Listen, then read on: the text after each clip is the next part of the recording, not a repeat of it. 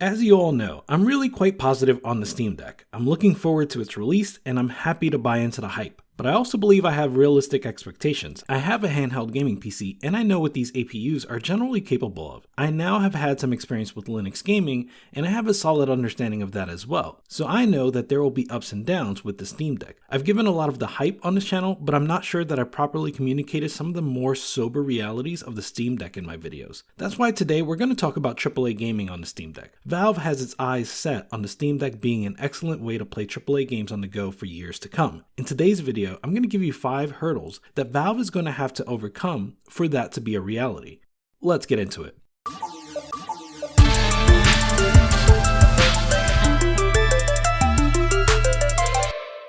Number 1. Availability of the Steam Deck. You know, a lot of the hurdles that I'm going to talk about today go away if the Steam Deck sells as well as one of the big 3, PlayStation, Xbox, or Switch. If Steam Deck sells millions and millions of units, then publishers of AAA games will bend over backwards to get their games sold and playable on the platform. That's already a lofty goal, as handheld gaming PCs usually sell in the tens of thousands of units, not millions. But even if the Steam Deck is desired, it can't sell well if it's not available. That's the biggest hurdle Valve is going to have to tackle here. People are talking about chip shortages being alleviated by late 2022, early 2023. The Steam Deck is a device that was supposed to launch in late 2021. Even then, only in select regions. Even then, no word on this ever making it to retail stores. At this rate, by the time the average person can get even a whiff of the Steam Deck, the technology will already be aging. And by that I mean it's going to be aged for a handheld 7-inch display experience.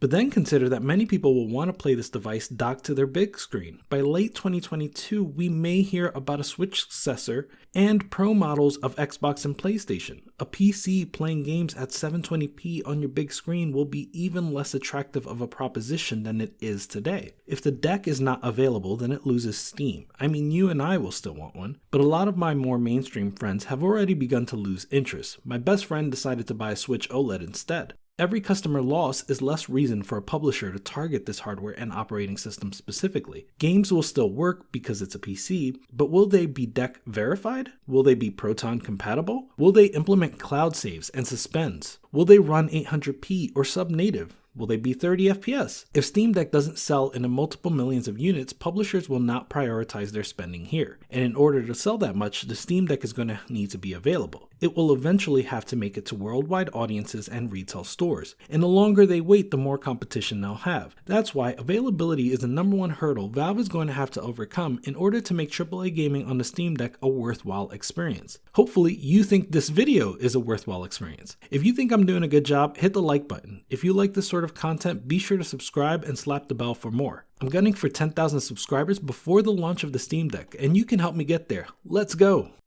Number 2. Compatibility. In my Will It Play series, I've been gushing about the progress that Valve has made with Linux compatibility, but there are a couple important things to keep in mind here. First is that progress is a relative measure. The overwhelming majority of modern games were not playable on Linux a few years ago. To come from that to 80% of the library being playable in such a short time is astonishing. But people don't care about 80% of the library. They only care about the few games they care about. That's it. I love indie games, so most of my library is already playable on Linux. But this video was inspired by my guy, All Hands on Steam Deck, saying he doesn't want to play those games on Steam Deck. He only cares about AAA games. AAA game compatibility is getting much, much better. But there's one thing that none of us have talked about, and that's that AAA games rarely launch in a Linux compatible state. They're pushing the envelope and often require a new graphics driver on Windows. For example, with Halo Infinite, Nvidia recommends upgrading your graphics drivers to a version that was released just a week prior to Halo itself. If Nvidia is still upgrading their driver just a week before release, imagine the lag that will exist for Proton. Proton is a living, breathing product. Its development does not stop with the release of Steam Deck. Far from it. Proton's development has to keep up with every new large game release. Let's look at some recent AAA releases as an example. A recent update to Proton was meant to improve Guardians of the Galaxy, but only for AMD GPUs. It appears as though it's now playable on Linux, but it still has occasional crashes, and notably worse performance than Windows. In its current state, it would not be deck verified over a month now after it was released. Age of Empires 4 came out the same week. It was incompatible when it launched, but thankfully it's mostly working now. Forza Horizon 5 came out a month ago and is somewhat similar to Guardians. It's now considered playable, but it still has significant stuttering on high-end graphics cards. It's not what most people would call playable and would likely be a poor experience on deck. Halo Infinite multiplayer has been out for 3 weeks and you still can't even launch it on Linux. All of this is why I haven't included many AAA games in my Will It Play series. The most recent ones just aren't compatible yet. Halo, Forza, and Guardians are 3 of the biggest games this holiday season. Imagine if the Steam Deck managed to get the December release date and 3 of the biggest games of the season were just not playable. Imagine if we get to the Steam Deck launch in February and Elden Ring is not compatible, or Saints Row, or Dying Light 2, or God of War. I fully expect all of these games to become compatible soonish, but that's not the point. The type of person that plays these tentpole releases usually plays them in a timely manner. They're not waiting for 3 weeks to play the hottest multiplayer shooter. They're not waiting for the new year to roll in when they have time off from work during the holidays. They're trying to play these games now. How can Valve guarantee that the biggest games will be compatible the day they're released? The truth is, they can't. If the Steam Deck sells well, then they have a lot more leverage, but ultimately, this is something they can't fully control. They can influence, they can encourage, they can network, but they can't control. If a AAA publisher stubbornly decides they don't care about Linux compatibility, then the uphill battle Valve already faces becomes steeper. Now consider this. I mentioned Halo, Forza, and Guardians, but I didn't mention Far Cry 5, Riders Republic, Call of Duty Vanguard, and Battlefield 2042. That brings me to my third ugly truth about AAA gaming on the deck. Number 3.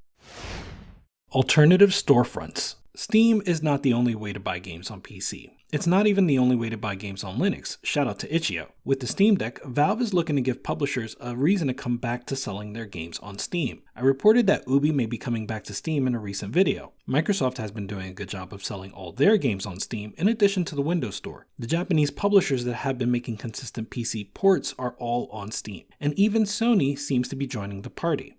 But if you look at the heavy hitters on Steam right now, some games and therefore some publishers are conspicuous by their absence.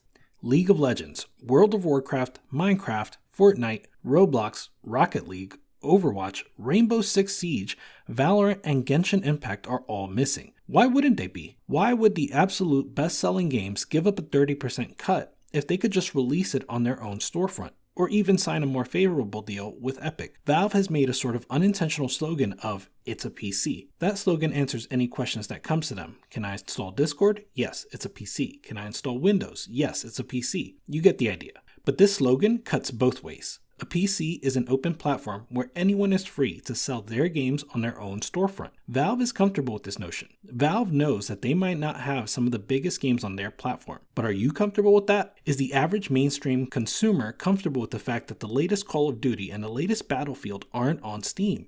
Even if they are Linux compatible, it would be a chore to find out the status before I purchase. Remember that ProtonDB only tracks the compatibility status of Steam games, not of games sold on other launchers. It would be even more of a chore to buy the game and then install it using Lutris. Again, Valve is okay with this. They don't necessarily want you to install Lutris, right? They just want you to buy their games on their platform. But if you're buying the Steam Deck exclusively for AAA gaming, are you okay with this? Let me know in the comments how this affects you. Number 4. Battery life. Valve has set expectations around battery life that I will characterize here as unlikely. They give 2 to 8 hours as the range. To be frank, 8 hours as an upper bound doesn't pass the smell test. But the Fox has a video where he goes beyond the smell test and breaks down why 5.5 hours is a much more likely upper bound, even if he's being particularly generous. But that's upper bound. AAA games don't care about your upper bound. AAA games are going to be utilizing 100% of the GPU. That means it'll use the full 15 watts per hour of the AMD APU. Couple that with the power to the display and the rest of the system, and you're looking at something closer to 22 watts per hour on a 40 watt hour battery. If you're almost exclusively playing AAA games, you can expect about 110 minutes of battery life. As someone who primarily plays on a handheld PC, I think this is absolutely fine. But if you're coming from a Switch or more traditional handheld, then you might be disappointed to only have a little less than 2 hours to play AAA games in one sitting before needing a charge. In his video, The Fox also explains why he expects it to take 2 hours to charge to 100%. So you're looking at a 1-to-1 ratio of battery life versus time to charge. Again, some people will be okay with this, but by some people's standards, this wouldn't even be considered portable, and that's important to keep in mind. And the final item, number 5. Performance. Particularly when docked. I've been testing a lot of games on my Hack Deck. Disclaimer, a Hack Deck is not a Steam Deck. Steam Deck performance should be a bit better than my Hack Deck, but I think it's given me an understanding of what to expect. And that's 800p 30 FPS for recent AAA games with low to mid settings. Of course, there will be a wide range of games, but when it comes to AAA games released in 2022 and beyond, I fully expect it to push the GPU to its max with a 1280 by 800 resolution, 30 frames per second, and a mix of medium and low graphical settings. You might be able to push 60 frames at the lowest settings or with some resolution scaling. I think that's great for the 8-inch display, but it does look muddy on my 1440p monitor, much less a 4K big screen. The hope is that a system-level upscaling solution like FSR will clean up the image, but I'm not sure the results are incredibly promising. Hardware Unboxed tested FSR using Dota 2 on an AMD APU. In those tests, scaling from 1080p to 1440p on an AMD APU looks pretty good, but only gives a 10% performance boost over 1440p native rendering. Moreover, scaling from 800p to even 1080p didn't make for a particularly good picture. It's improved over the 800p, but the bottom line is FSR doesn't appear to be a game changer here. It's possible that this could have been alleviated a little more with an Intel APU that could take advantage of a higher TDP when plugged in. Plus, that would have support for Thunderbolt, allowing you to use an external graphics card. But the performance would have been worse when playing at lower TDPs, making portable play worse, and at that trade-off, it's just not worth it. Again, I'm not complaining, and many of you are like myself, this won't be a problem. But if you want to play AAA games on the big screen, your image quality will be better than Switch, but you still may have to deal with sub-30 frame rates or resolution scaling as we get a year or two into the Steam Deck lifecycle. Not to mention, HDR is currently not supported at all in Linux. Speaking of sub-30 frame rates, I wonder how this will affect the Deck Verified program. Valve has not committed to a frame rate floor, and to be honest, I don't blame them. That's a tricky subject to navigate. They've said they're looking for, quote, playable frame rates. And here's the thing, what's playable in a fighting game is different than what's playable in a walking simulator. There are genres where I can deal with 20 to 25 FPS, no problem. But if Horizon Forbidden West releases in early 2023 and is less than 30 frames per second, is that going to be considered playable? Will people be upset if that gets a Deck Verified rating? So there you have it, 5 harsh realities about AAA gaming on the Steam Deck. I'm still very excited, obviously, but I wanted to make sure I set realistic expectations for everyone out there. I can't wait to get my hands on one and try God of War and Elden Ring and a lot more. Do you have a 2022 AAA game that you're looking forward to playing? Let me know. And if you made it this far, you are a real one, and you may have heard this before. Like and subscribe. Slap the bell to get notified. Tell a friend it's a vibe. Deck Gang out. Goodbye.